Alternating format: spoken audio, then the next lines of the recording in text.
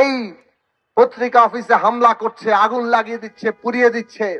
আমরা দেখলাম সরকার সেক্ষেত্রেও রহস্যজনক ভাবে নীরব। সরকারের এই রহস্যজনক নীরবতার অর্থ কি?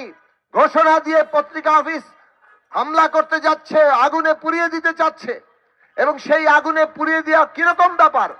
ডেইলি স্টারে যখন আগুন লাগায় তখন সেখানে তাদের 27-28 জন সাংবাদিকরা সেই ভবনের ভেতরে ছিলেন। তারা আগুনে আটকা পড়ে গেছেন, নিঃশ্বাস নিতে পারছিলেন না। এই রকম অবস্থায় সেখানে ফায়ার ব্রিগেডের গাড়িও আসতে দেওয়া হয় না। আমাদের পুলিশ, আইন শৃঙ্খলা বাহিনী তারা কি করছিল? সরকারের কোন কোন উপদেষ্টা কে ওখানে গিয়েছেন, কি দায়িত্ব পালন করেছেন, সেই জবাবদিহি সরকারকে করতে হবে।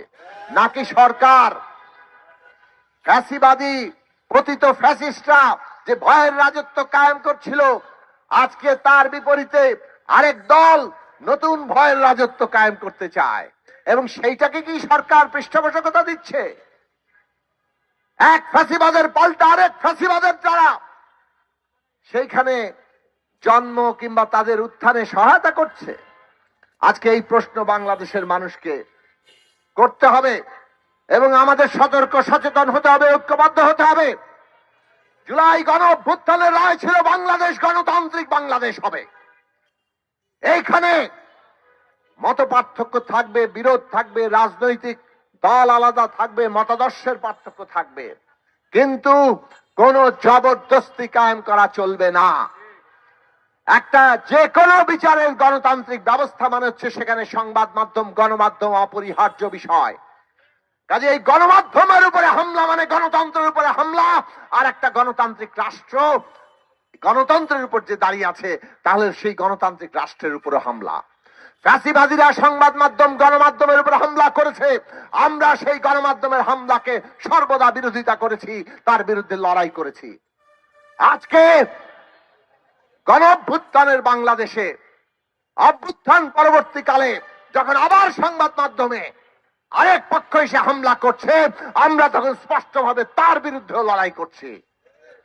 পরিষ্কার ভাবে মনে রাখতে হবে, গণতন্ত্রের পথে বাংলাদেশ যাবে, বহুমত পথ থাকবে। রাজনৈতিক দলগুলো, বিভিন্ন শক্তি, তারা তাদের নিজস্ব রাজনৈতিক কর্মসূচি, তাদের নানান ধরনের অবস্থান, মতাদর্শ, সেটা নিয়ে তারা সমাজে কাজ করবেন।